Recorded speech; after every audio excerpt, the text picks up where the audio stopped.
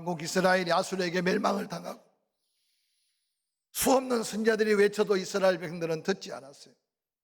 하나님 앞에 가까이 나오지 않았어요. 도리어 예레미야 17장 1절부터 보면 그들의 자손들은 철필로 써서 지울 수 없는 죄를 하나님 앞에 지어가며 산의 바알과 아세라 목상을 섬기는 우상의 제단에 엎어져 있는 그 백성들의 모습을 보며 안타까워하면서 그들을 더 이상 두고 볼 수 없어 그 나라를 송두리째 패망으로 이끌어 이제 곧 바벨론에게 짓밟혀 그들은 다 포로로 잡혀가는데도 그럼에도 하나님은 그 백성을 그냥 둘 수 없어서 예레미야에게 다시 말씀하셨어요.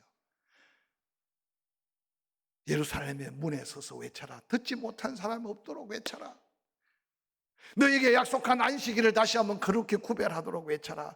그래서 예루살렘의 왕들과 또한 수많은 방백들이 그 짐을 예루살렘 성문으로 들이지 않고 너희 집에서 그 어떤 짐이든지 집 대문 밖으로 내보내지 않고 그 어떤 일도 하지 말고 하나님이 약속 있는 축복의 말씀 안식일을 거룩하게 해라, 구별해서 지키라고 하는 명령이었습니다.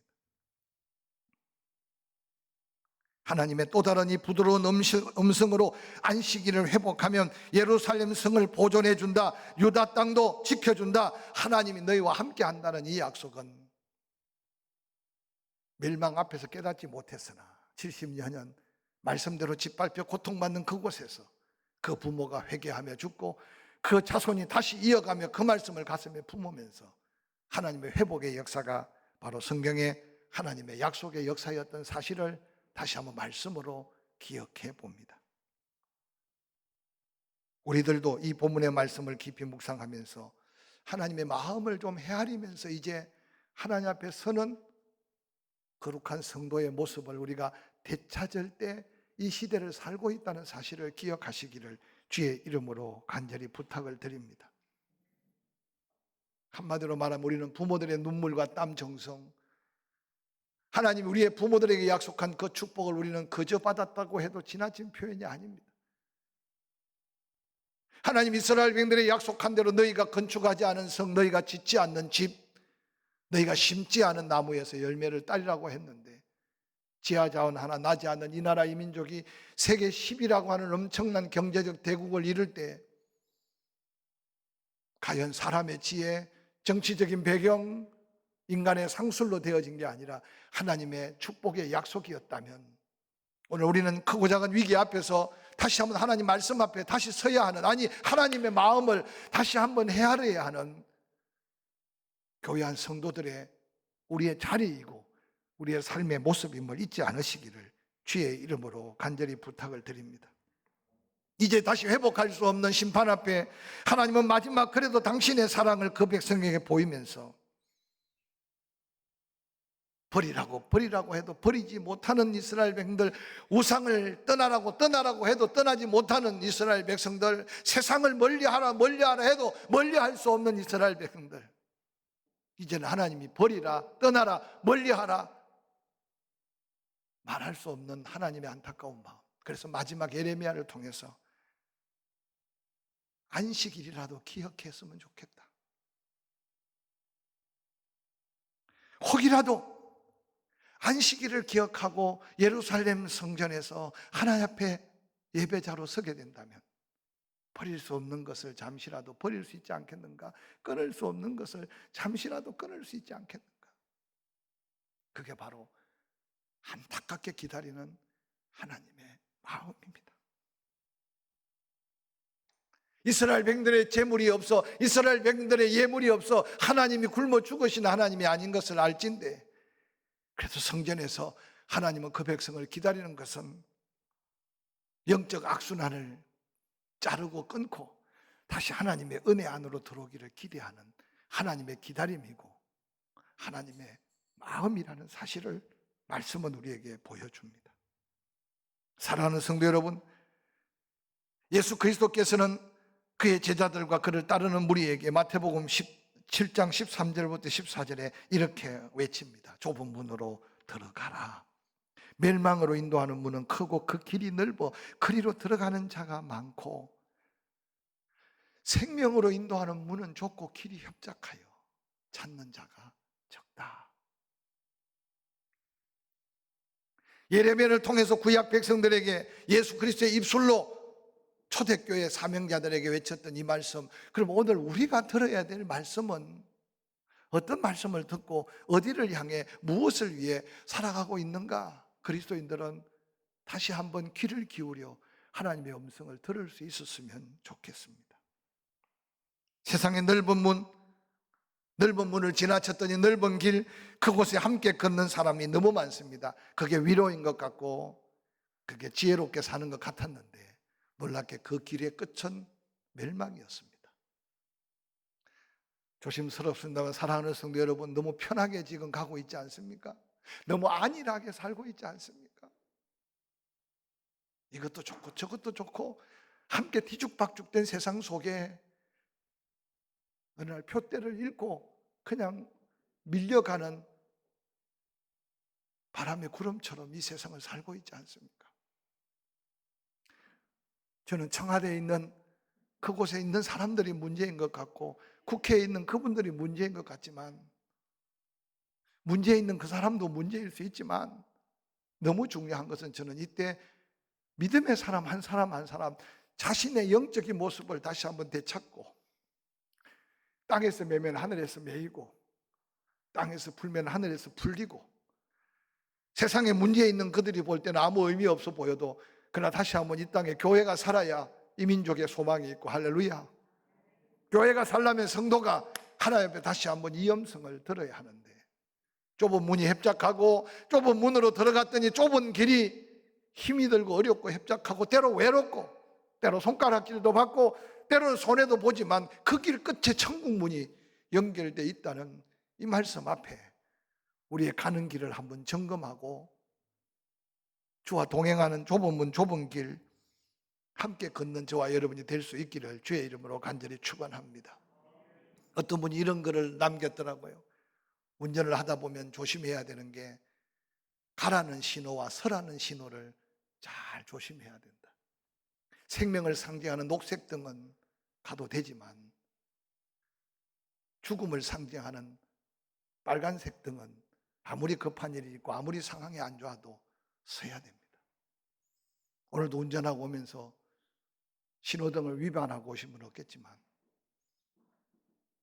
왜 서야 되는 그 신호등이 빨간색일까? 그러면서 그분은 설명하기를, 우리의 달력을 보면 주일날은 빨간색으로 다 기록되어 있다.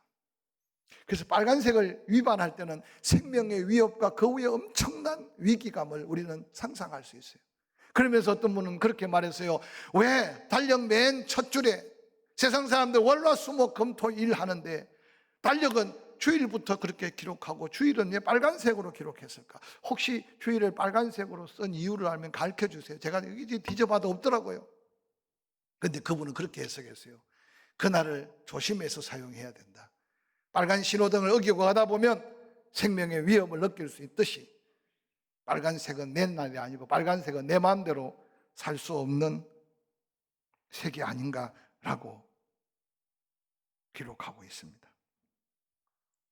여러분은 지금 안식일을 이어서 우리 주님 부활하신 주일을 지키면서 어떤 그날을 어떻게 생각하고 사는지 한번 자신을 돌아보시기 바랍니다. 놀랍게도 나폴레옹이 1813년 10월 17일 영국을 침략했다가 영국만 무너지면 온 유럽을 다 삼킬 수 있었습니다. 그런데 웰링턴 장군에게 대패하고 나폴레옹도 끝자락을 맞이합니다. 그런데 그날이 주일이었답니다. 1941년 12월 8일 일본이 미국을 침공했다가 원자폭탄 세례를 받고 두 손 두 발 다 든 날이 그날도 주일이었답니다. 먼 나라 이야기보다 1950년 6월 15일 김일성이 남침한 그날도 주일이었다고 합니다. 아직 북한은 멸망은 당하지 않았으나 그들의 비참함은 분단 국가로서 세계 유일한 안타까운 모습으로 살고 있지 않습니까? 사랑하는 성도 여러분, 다른 세상 사람, 다른 나라 이야기 다 두고 저와 여러분의 안식을 선포한 주일의 그날은 어떤 날인지 한번 이 시간 돌아봤으면 좋겠습니다. 안식일은 여호와 하나님께서 천지를 창조하신 대역사를 이루시고 당신께서 친히 안식하심으로 우리의 안식에 놀라운 본이 되어 주셨습니다. 그리고 안식일을 제정합니다. 그 이스라엘 백성들은 400여 년 동안 종살이하면서 안식을 잊고 살았습니다. 그때 그들은 안식할 수 없었고 안식이 없었습니다. 그런 불쌍한 그 백성을 출애굽시키고 광야를 거쳐 적과 꿀이 흐르는 약속의 땅에 들어가실 때 다시 이스라엘 백성들은 안식을 맛보게 되었습니다. 여호와 하나님께서는 이 안식일을 통해 그 백성이 진정한 하나님의 백성이라는 사실을 알리기 위해 하나님이 선포하여 명령한 축복의 날이었습니다. 이스라엘 백성들은 기나긴 400여 년 애굽에서 그들은 단 하루도 안식할 수 없고 편한 날이 없었습니다. 광야 40일도 그들은 안식할 수 없었고 편한 날이 없었습니다.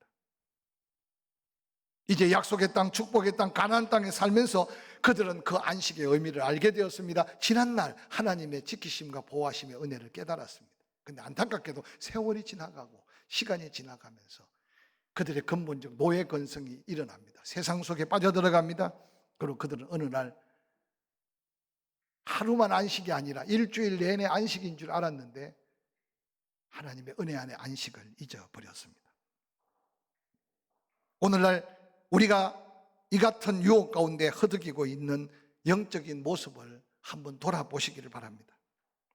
오늘날 인생들 자기가 세운 목적, 그 욕망을 이루기 위해 때로는 친구도 버립니다. 때로는 이웃도 버립니다. 때로는 자기 생명까지도 걸지만 그 결과 앞에 무너져 버린 어리석은 인생들이 얼마나 많습니까? 하나님은 우리를 만물의 영장으로 세웠습니다. 그런데 세상에 인기 있는 벌레로 만물의 영장인 인생이 추락되는 걸 볼 수 있습니다. 여러분, 인간이 벌레로 추락된 벌레를 아십니까? 공부벌레, 돈벌레, 일벌레. 혹시 우리 가운데 벌레로 전락하여서 세월을 보내고 있는 인생은 없는지 한번 돌아보시길 바랍니다. 런던의 한 지혜로운 노인이 당시 영국의 유명한 정치가 샤퍼처 버리 경에게 이런 도전의 말씀을 전했다고 합니다. 2마리 당나귀가 있는데 일주일 내내 일하는 당나귀는 하루에 15마일밖에 못 움직인대요. 15마일 약 22.5km. 그런데 하루를 쉬고 6일 동안 일하는 당나귀는 하루에 30마일을 일할 수 있다는 거죠. 30마일이면 45km. 그래서 하루에 쉬는 것 같지만 그 당나귀의 일하는 걸 따지면 훨씬 더 많은 일을. 그뿐만 아닙니다. 하루를 쉬고 일하는 당나귀는 항상 건강하고 혈기왕성한데 주인이 욕심이 많아 하루도 쉬지 않고 계속 일한 당나귀는 어느 날 건강을 잃고 죽어가게 된다고 말합니다. 쉼에 대한 놀라운 도전의 메시지입니다. 세월이 많이 지났지만 헨리 포드 자동차가 일찍부터 주일은 일하지 않는 시스템을 가장 먼저 도용했답니다. 일거리가 없어서가 아니라 어느 날 보니까 일주일 내내 일을 했는데 막 직원들이 쓰러지기 시작하고 병들기 시작하는 걸 알고 그때부터 지금은 5일 근무를 해도 병들어 쓰러지지만 이 포드 자동차 대변인이 말하기를 일주일에 하루를 쉬고 일했더니 훨씬 효율이 있고 훨씬 더 직원들이 건강했다. 오늘 혹시 미련한 당나귀처럼 일벌레로만 살고 있는 그리스도인들이 있다면 우리의 삶의 스타일을 한번 점검해 보시기를 바랍니다. 여호와 하나님은 안식일을 통해 하나님의 나라를 맛보게 하셨습니다. 그래서 안식일은 하나님이 책임지고 하나님의 뜻대로 사는 자의 천국을 누리도록 계획하고 축복한 날이라는 사실을 성경은 계속 말씀합니다. 이제 이 안식일을 지키라는 명령은 하나님의 마음에서부터 나온 말씀인데 이전의 은혜를 회복하여 감사의 믿음으로 회복된 삶을 도전하라는 말씀입니다. 뿐만 아니라 자신도 모르게 세상에 물든 자신을 세상을 떠날 수 있는 한 방책이 바로 안식일을 지키는 겁니다. 뿐만 아니라 안식일을 통해 세상과 하나님 선택의 결과를 하나님께서는 도전하고 있다는 사실을 한번 기억해 보시기 바랍니다. 어느 믿음 좋은 기독교 가정에 예수 믿는 머슴이 살고 있었다고 합니다. 주인이 머슴을 부릅니다. 오늘부터 우리 집에서 나가 주어야겠네. 잘린 거죠. 머슴이 깜짝 놀라 반문합니다. 무슨 이유로 나를 내쫓는 겁니까? 주인이 대답하기를 자네는 사계명을 범했기 때문이네. 머슴이 물었습니다. 내가 언제 주일을 범했습니까? 주일에는 주인님과 가족과 함께 꼭 교회 가지 않았습니까? 식구들이 다 알고 있는데요. 그때 주인이 머슴에게 그렇게 말했다고 합니다. 주일에 교회 출석은 빠지지 않았지만 여세 동안 부지런하게 일하라는 계명을 너는 범했네. 그러고는 잘렸다고 합니다. 사랑하는 성도 여러분, 하루를 쉬는 것이 중요한 게 아니라 하나님의 법칙은 여세 동안 열심히 일한 자에게 하루를 쉬게 하는 것이 바로 하나님의 놀라운 계명이었습니다. 일주일 내내 일하는 것도 문제지만 주일을 하루 지키고 6일 내내 게으른 것도 바로 안식일에 대한 잘못된 해석이라는 사실을 한번 기억해 보시기를 바랍니다. 여러분이 살아가고 있는 오늘의 모습은 어떠한가요? 예레미야를 통해서 하나님은 안타깝게 그렇게 말합니다. 예레미야 17장 23절에 그들은 순종하지 아니하며 귀를 기울이지 아니하며 목을 곧게 하여 듣지 아니하며 교훈을 받지 아니하였느니라. 지금 멸망 앞으로 치솟아가고 있는 이스라엘 백성들, 남왕국 유다의 예루살렘 성읍의 백성들, 그렇게 외쳐도 그들은 하나님 말씀 앞에 순종하지 아니했다. 그렇게 선포해도 귀를 기울이지 아니했다. 도리어 목을 곧게 하여 듣지 아니했다. 교훈을 받지 아니했다. 죄송하지만 이게 오늘날 한국 교회 안에 있는 우리의 모습이 아닐까 한번 생각해 보시기 바랍니다. 이 시간 제 인간적인 말은 안 들려도 괜찮아요. 그러나 그 가운데 혹이라도 하나님이 듣기를 원하는 생명과 우리의 삶과 성공과 실패가 담겨있는 말씀이 있다면 여러분은 귀를 듣고 마음으로 아멘하고 그리고 순종해야만 그게 믿음이고 그 믿음의 역사가 하나님의 뜻을 이루고 세상에 때로는 소금으로 빛으로 하나님의 아름다운 덕을 선전할 온전한 성숙한 그리스도인의 삶을 살게 될 겁니다. 그런 사람을 감히 세상 사람들이 손가락질 할 수 없고 세상 사람들이 판단할 수 없을 거예요. 아니 악한 원수 마귀도 틈못할 수 없는 놀라운 하늘과 땅의 권세가 주어진다는 게 하나님의 약속이에요. 믿으시면 아멘. 그런데 오늘 우리가 하나님 앞에 하나님 말씀을 듣는 태도, 하나님의 약속한 안식일 주일을 지키는 영적인 모습들을 한번 점검해 보시기를 바랍니다. 하나님은 그 사랑의 연민의 정으로 이어지는 예레미야 17장 24절에 그렇게 다시 예레미야에게 선포합니다. 여호와의 말씀이니라. 여호와의 말씀이니라.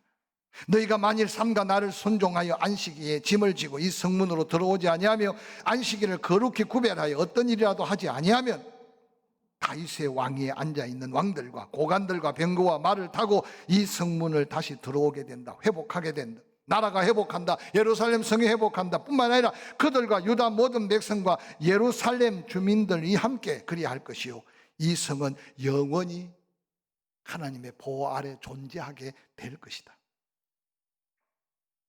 여러분, 하나님의 약속한 한 날을 구별한다는 것이 단순하게 예배 한 시간을 드리고 단순하게 하나님 앞에 한번 찬양 빨것 기도 한마디 하는 게 아닐 수 있다는 사실을 다시 한번 기억해 보시길 바랍니다. 우리의 선조들이 드렸던 주일 성수를 할아버지에게, 할머니에게, 부모들에게 한번 되물어 보시길 바랍니다. 지나친 율법주의적인 생각도 없지 않아 있지만 그러나 그 마음 중심은 이날만큼은 온전히 하나님의 영광을 위하여, 그러고는 그날을 기다리고 토요일 되면 시장도 보고 주일날 혹이라도 실수해서 시장을 가거나 돈을 쓰면 부모님들에게 혼이 나고 그런 믿음으로 한국 교회 기초를 쌓았어요.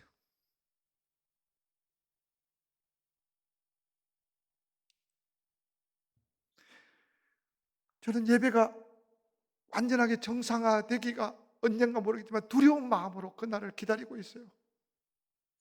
핸드폰 앞에서 너무 생활이 익숙해지고, 아니 한 주일 예배를 안 드려도 마음에 전혀 부담이 없다면 어떻게 우리가 남은 생에 살아갈 수 있을까? 설교를 준비하면서도 끊임없는 마음에 짐을 지고 있습니다. 그들은 이미 나라를 잃었어요. 그들은 이미 인생의 끝이에요. 그들은 다시 돌이킬 수 없어요. 그런데 하나님은 그 백성을 그냥 버릴 수 없기 때문에 안식일을 기억하고 하나님 말씀에 순종해서 짐을 드리고 짐을 내고 어떤 일이라도 아니하며 하나님만 바라보면 다윗의 왕위를 다시 이어가게 하겠다. 고관들의 병거가 말을 타고 이 성문을 다시 들어와 예루살렘 성이 회복될 것이다. 유다 백성과 예루살렘 두민까지도 다 그런 역사가 일어날 것이다. 사랑하는 성도 여러분, 이 민족은 코로나19로 무너질 민족이 아니고, 이 민족은 한 정치적인 세력 때문에 무너질 민족이 아니라 아직도 하나님의 역사하심이 지속되고 있는 한 한국 교회를 통해 그 가운데 기도하는 믿음의 성도들을 통해 감당해야 될 사명이 있는 민족이라는 사실을 다시 한번 느끼면서 여러분의 믿음의 자리를 새롭게 정리하는 저와 여러분이 될 수 있기를 주의 이름으로 간절히 축원합니다. 이어지는 예레미야 17장 25절에 26절에 사람들이 유다 성읍들과 예루살렘에 둘린 곳들과 베냐민 땅과 평지와 산지와 네겝으로부터 몰려오게 될 것이다. 번제와 희생과 소제와 유황과 감사 예물을 여호와의 성전에 가져오게 될 것이다. 지금 이스라엘 남한국 유다가 멸망당하고 곧 바벨론에 의해서 예루살렘이 불바다가 될 건데도 하나님은 이 소망의 메시지를 예레미야를 통해 선포하는 거예요. 기억해라, 안식일을 회복해라, 여호와께로 돌아와라. 하나님이 회복할 텐데 다 무너져도 다시 쌓고 다 잃어버려도 다시 회복하게 된다. 유다 성읍, 베들레헴에 둘린 곳들, 베냐민 땅, 평지, 산지, 저 남방 네게브에서부터 사람들이 몰려온다. 그리고 다시 번제와 희생과 소제와 유황과 감사 제물을 여호와 제단에 드리게 될 것이다. 제가 언젠가 이야기했죠.